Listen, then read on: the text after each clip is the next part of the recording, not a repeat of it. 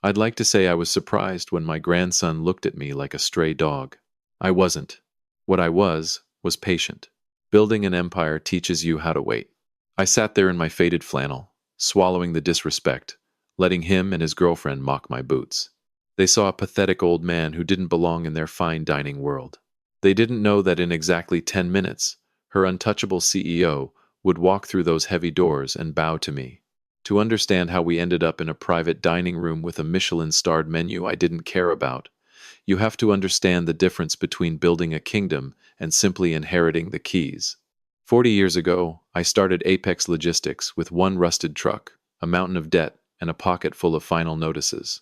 I spent 2 decades eating stale sandwiches at my desk, bleeding for every inch of market share, and burying my competitors under a mountain of relentless work. Today, the board of directors runs the day-to-day operations.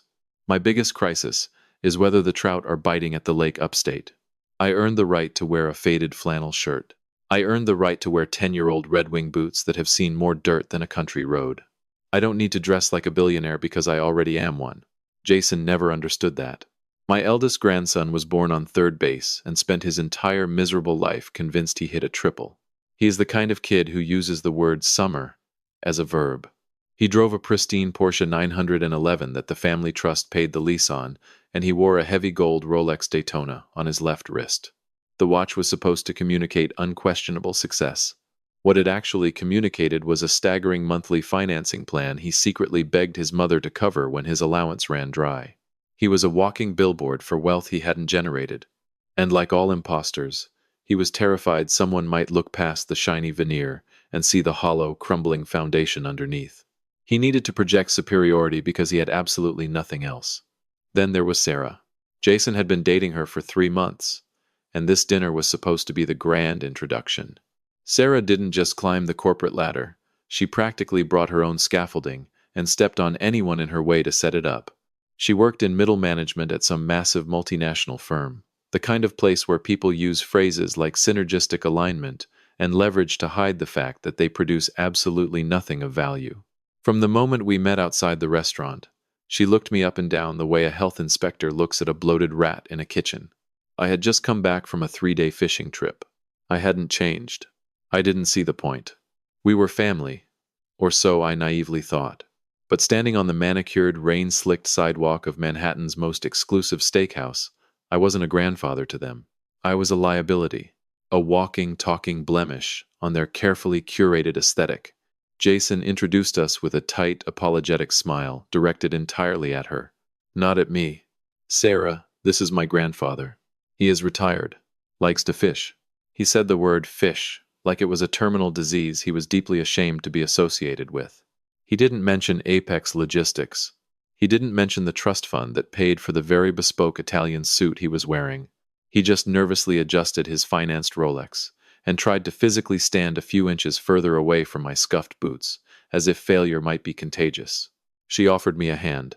It was the limp, lifeless handshake of someone who is terrified of catching poverty.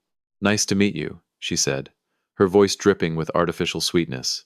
Her eyes were already darting over my shoulder, scanning the valet line to see if anyone important was watching her associate with the help. "Jason told me you were eccentric." Eccentric. It is a polite word for crazy when you have money. When they think you don't have a dime to your name, the word they use is much worse. I could see the exact calculation happening behind her perfectly mascaraed eyes. She was doing the math on my net worth based on the frayed collar of my shirt and the dirt under my fingernails. She came up with a number that made me entirely useless to her upward trajectory. To her, I was an obstacle, a networking dead end. I could have ended the charade right there on the pavement. I could have pulled out my titanium black card or casually mentioned the name on the deed to the very building we were about to walk into. I almost did. Almost. But I have always found that if you give an arrogant fool enough rope, they will eventually build their own gallows. And I have always been a patient man. So, I just smiled. A quiet, empty smile. I let them play their roles. I let Jason puff out his chest, desperate to impress a woman who would leave him the second his trust fund dried up. I played the part of the embarrassingly poor relative perfectly. They thought they were the main characters in a grand story about high society. They just didn't know they were walking into a trap they set themselves. The maître d'hôtel didn't just look at you. He audited you. He was a man whose entire career was built on calculating net worth based on the cut of a lapel. When I walked through those heavy mahogany doors, smelling faintly of lake water and wearing a canvas jacket that had survived 3 decades of harsh winters, I watched his internal algorithm crash. He opened his mouth, likely to direct me to the alleyway service entrance. I simply gave him the reservation name, Jason Vance. The maitre d's jaw locked. He gave a microscopic nod, the kind reserved for minor tragedies he couldn't legally prevent, and led me to the private dining room. They were already seated in the corner booth. The lighting in L'Etoile is designed to make expensive jewelry sparkle, and Sarah had positioned herself perfectly to catch the ambient glow. Jason was leaning in, playing the part of the sophisticated heir, ordering a bottle of Bordeaux with a practiced flick of his wrist. Then, they saw me. The air left the room. It didn't rush out. It just died. Sarah's rehearsed, sparkling laugh caught in her throat. Her eyes dropped to my boots, then crawled up my faded jeans, before finally settling on my weathered jacket. I could see the exact moment her social climbing instincts malfunctioned. Jason went pale. He didn't stand to greet me. He didn't even offer a handshake. He just shrank into the velvet upholstery, frantically looking around the dining room to see if anyone in his fragile, fabricated social circle had witnessed his genetic connection to a man in fishing gear. I pulled out my own chair. The heavy wood scraped against the marble floor, a harsh sound loud enough to make Jason flinch. "Traffic on the turnpike," I said, laying a rough, calloused hand on the pristine white tablecloth. Jason stared at my hand like it was a live grenade. "Grandpa," he muttered, his voice tight and clipped. "You didn't have time to change?" "Didn't see the need," I replied, signaling the sommelier for a glass of tap water. "We're just eating, aren't we?" Sarah took a slow sip of her champagne. The glass was crystal. Her smile was pure ice. "Jason mentioned you enjoyed the simple things," she said. The word simple hung in the air, heavily weaponized. "But L'Etoile has a dress code. I'm honestly surprised they let you pass the foyer." She didn't say it to be helpful. She said it to establish dominance. She was drawing a thick line in the sand between the people who belonged in this room and the man who was currently ruining her carefully crafted aesthetic. I looked at her, really looked at her. I recognized the type immediately. A corporate climber who mistakes a company expense account for actual power. "They made an exception," I said quietly. Jason rubbed his temples, a headache forming right behind his eyes. "Look," he sighed, his embarrassment quickly curdling into bitter anger. "Let's just get through this quickly and quietly. Sarah's boss might be here tonight, and I really don't want you to make a scene." He didn't want a scene. That was a shame, because the stage was already set. He just didn't know the play had already begun. The sommelier poured the Bordeaux. Sarah didn't look at him. She was too busy looking down her nose at me. "So, Jason tells me you're retired," she said, leaning forward. It wasn't a question. It was a deposition. I can't imagine having that much free time. At Vanguard Global, time is our most heavily leveraged asset. We're currently restructuring our cross-platform synergies to maximize Q3 deliverables. She paused, waiting for me to be dazzled by her vocabulary. "Synergies," I said. It wasn't a question either. "Exactly," she nodded, taking a delicate sip of her wine. "It's a high-stakes environment. You have to be ruthless. Our regional CEO, Mr. Sterling, he's a legend in the acquisition space. A total visionary. He demands absolute perfection. He fires people for wearing the wrong shade of gray to a board meeting. He wouldn't tolerate." "Well," her eyes flicked down to my flannel shirt. The implication hung over the table like a bad smell. "He sounds very thorough," I replied. I took a sip of my tap water. Jason jumped in, eager to validate her condescension. "That's the real world, Grandpa. The corporate landscape is about projecting power. You can't just drag your feet into a Michelin-star restaurant looking like you just crawled out of a swamp. It reflects poorly on us." Me. He adjusted his Rolex again. A nervous tick of a man drowning in debt. "I wasn't aware my fishing jacket was a reflection of your financial portfolio, Jason," I said. His face flushed. Sarah let out a soft, mocking sigh. "It's not about his portfolio. It's about basic social awareness. When you associate with high-net-worth individuals, optics are everything. Mr. Sterling always says that a man's worth is entirely visible in his presentation." "Does he?" I asked softly. "He does," she stated, firmly believing she held the ultimate trump card. And frankly, Jason and I have a reputation to maintain. We have dinner with partners, directors, people who matter. Jason leaned across the table, lowering his voice into a tone of patronizing concern. It was the exact tone you'd use to explain a simple concept to a slow child. Mom and I were actually talking about this recently. About your decline. There is a premium assisted living facility upstate. Shady Oaks. They have a nice pond. You could fish all day. You wouldn't have to worry about navigating the city, or navigating places where you clearly don't fit in anymore. He was trying to exile me. Not because I was sick. Because I was an aesthetic inconvenience to his fake life. He was calling me a stain on the family legacy that I myself had built from nothing. Shady Oaks, I repeated. It's for the best, Jason said, emboldened by my quietness. You've had your time, but the world moves fast now. It's time you stepped aside and let the people who actually understand how things work take the wheel. You're just embarrassing yourself. And you're embarrassing me. I looked at him, really looked at him. I saw the weak chin, the frantic eyes, the desperate need for validation from a woman who would step over his bleeding body for a promotion. I didn't yell. I didn't defend my clothes. I didn't tell him that I bought the building we were sitting in 3 years ago just because I liked the architecture. You think I'm an embarrassment, I said, my voice barely above a whisper. I think you're obsolete, Jason countered, crossing his arms. Sarah checked her phone, the screen illuminating her sharp features. Speaking of people who matter, she said, her posture suddenly straightening into military precision. Mr. Sterling just texted the executive group chat. He is actually finishing up a meeting in the private lounge down the hall. He might stop by our table to say hello. She looked at me, her expression hardening into absolute disdain. Please, do not speak to him. Do not look at him. Do not do anything that might jeopardize my career, because you don't know how to behave in polite society. Just sit there and be quiet. I looked at the water in my glass, watching the ice slowly melt. I wouldn't dream of interrupting, I said. She smiled. She thought she had won. She thought she had put the useless old man in his place. She didn't know the game was already over. The heavy mahogany doors of the private dining room didn't just open. They yielded. There is a distinct shift in atmospheric pressure when true, unadulterated power enters a space. You don't need to look up to know it happened. You can feel it in the sudden, suffocating drop in ambient noise. The clinking of expensive crystal stopped. The pretentious, hushed conversations died in the attendees' throats. The room went entirely, violently still. Sarah's spine snapped straight with the speed of a loaded spring. The casual, mocking posture she had weaponized against me vanished in a fraction of a second. Right before my eyes, she morphed from an arrogant social climber into a flawless picture of corporate submission. Her hands, previously gesturing with disdain, folded neatly and quietly on the white tablecloth. Her chin lowered.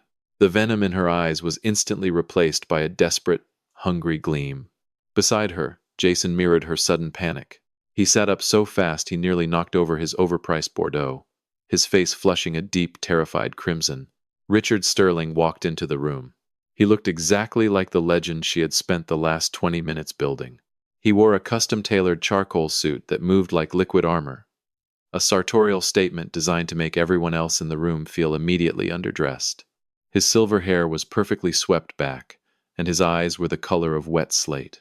He walked with the heavy, measured steps of a man who was entirely used to terminating careers with a single, illegible signature. He was flanked by 2 senior partners, men who existed purely to act as his shadow and agree with his silences. Sarah stood up. It was a fluid, heavily practiced movement of pure sycophancy. Mr. Sterling, she breathed. Her voice was completely stripped of the sharp, condescending edge she had used on me. Now, it was coated in honey and professional desperation. What a pleasant surprise. I didn't realize your board meeting would wrap up so early this evening. Sterling didn't look at her right away. He was too busy assessing the geometry of the room, scanning the space like an auditor looking for a discrepancy in a ledger. When his eyes finally flicked to Sarah, they held absolutely zero recognition.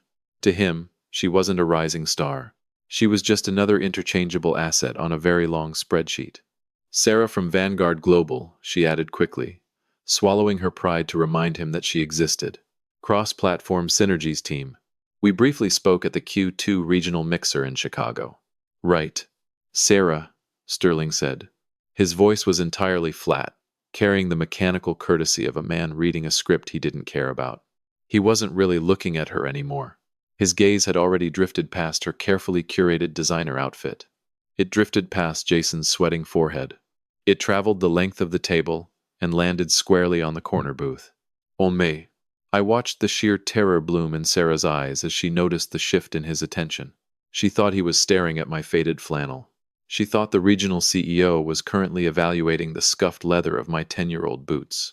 She shifted her weight, making a pathetic, subtle movement to her left. She was actually trying to use her own body to block me from her boss's line of sight. It was a desperate, physical manifestation of her shame. She was trying to sweep the dirty laundry under the rug before the landlord noticed. "Mr. Sterling," Sarah stammered, her carefully constructed composure finally fracturing under the weight of his stare. "Please excuse the disruption at our table. My boyfriend's grandfather was just leaving." Sterling stopped walking. The two partners behind him stopped exactly one half step back. The silence in the room became absolute. He wasn't looking at me with the polite disgust Sarah expected. He was looking at me like a man who had just realized he was standing on a live landmine. Richard Sterling did not look at Sarah. He did not acknowledge her frantic apology. He simply walked past her. He moved through her airspace as if she were nothing more than a piece of inexpensive furniture placed in the wrong hallway. The distance from the center of the room to our corner booth was perhaps 20 feet. In the heavy, suffocating silence of L'Etoile, it felt like an executioner's walk. The only sound was the rhythmic, hollow click of Sterling's bespoke leather shoes striking the imported marble floor. Click, click, click. Every step seemed to drain another drop of color from Sarah's face. She stood frozen, her hand still half extended in a greeting that had been brutally ignored. Jason swallowed. In the absolute quiet, the movement of his throat sounded like a rusted hinge. He was bracing himself. He fully expected the regional CEO of Vanguard Global to demand my immediate removal. He expected Sterling to summon security and have the eccentric, flannel-wearing old man dragged out into the rain so the real executives could eat in peace. He was already rehearsing his own apology, ready to throw his grandfather to the wolves to save his fragile social standing. Sterling stopped exactly 2 feet from the edge of our table. He didn't look at Jason's pristine, tailored suit. He didn't glance at the bottle of expensive Bordeaux breathing on the table. He looked directly at my scuffed, 10-year-old Red Wing boots. He looked at the worn canvas of my jacket. He looked at the rough, calloused hands I had resting casually on the immaculate white tablecloth. Then Richard Sterling, the ruthless visionary, the man who supposedly fired people for wearing the wrong shade of gray, the apex predator of Sarah's entire corporate universe, did something that fundamentally broke her understanding of reality. He bent at the waist. It wasn't a polite nod. It wasn't a casual greeting. It was a rigid, deeply subservient 90-degree bow, a gesture of total and unquestionable surrender. Behind him, the two senior partners instantly snapped into the exact same posture, their eyes fixed firmly on the floorboards. A silver salad fork slipped from Jason's trembling fingers. It hit his porcelain plate with a sharp, violent clink. It was the loudest sound in the world. It echoed off the mahogany walls, hanging in the air like a gunshot. Neither Sterling nor his partners flinched. They held the bow for 3 agonizing, meticulously calculated seconds. When Sterling finally straightened up, the cold, mechanical authority he had brought into the room was entirely gone. His posture was rigid, but his eyes betrayed a very specific kind of terror. It was the terror of a man who suddenly realizes he is standing in the presence of the entity that owns his building, his company, and his entire professional existence. "Mr. Chairman," Sterling said. His voice was stripped of all its bravado. It was practically a tremor, a plea for mercy in a courtroom where the verdict had already been decided. "I was not informed you were inspecting the New York holdings this evening," Sterling continued, the words tumbling out in a rush of panicked deference. "If the board had known you were in the city, sir, we would have prepared a formal reception. Please accept my deepest apologies for the intrusion. Mr. Chairman, New York holdings." The words didn't just land on the table. They detonated. I watched the cognitive dissonance violently tear through Sarah's mind.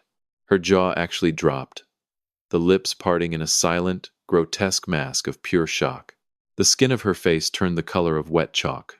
Her brain was desperately trying to reconcile the pathetic old man she had just ordered to an assisted living facility with the absolute titan her boss was currently begging for forgiveness. Beside her, Jason looked physically ill. His chest heaved, struggling to pull oxygen into his lungs.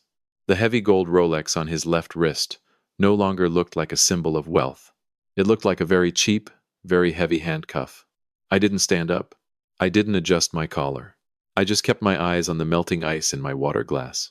"You aren't interrupting, Richard," I said softly. "We were just discussing optics." "Optics are vital in our line of work, aren't they, Richard?" I said. My voice didn't rise. It didn't need to. True authority never has to shout. They tell you who understands value and who merely understands price. "Absolutely, Mr. Chairman," Sterling said. The man hadn't blinked in a full minute. He was a survivor, calculating exactly how much collateral damage he was about to suffer just by standing near this table. I finally shifted my gaze to Sarah. She was physically shrinking. The confident, ruthless corporate climber had evaporated, leaving behind a terrified middle manager staring straight down the barrel of a loaded career ender.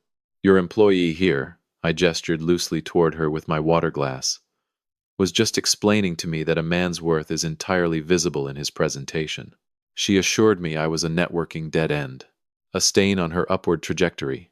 She even suggested I shouldn't be allowed past the foyer. Sterling slowly turned his head to look at Sarah. The look in his eyes wasn't anger. Anger is hot, uncontrolled. This was absolute, freezing zero. It was a corporate obituary, written in a single glance. "Mr. Sterling." Grandpa. "I mean, sir, I didn't know," she stammered. Her voice cracked, the artificial sweetness completely replaced by the raw, pathetic squeak of an animal caught in a trap it had happily set itself. "You didn't know," I interrupted. The room went dead silent again. That is precisely the issue.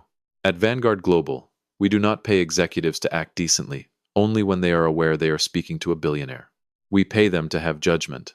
If you treat the janitor like dirt but bow to the board of directors, your judgment is a massive, walking liability.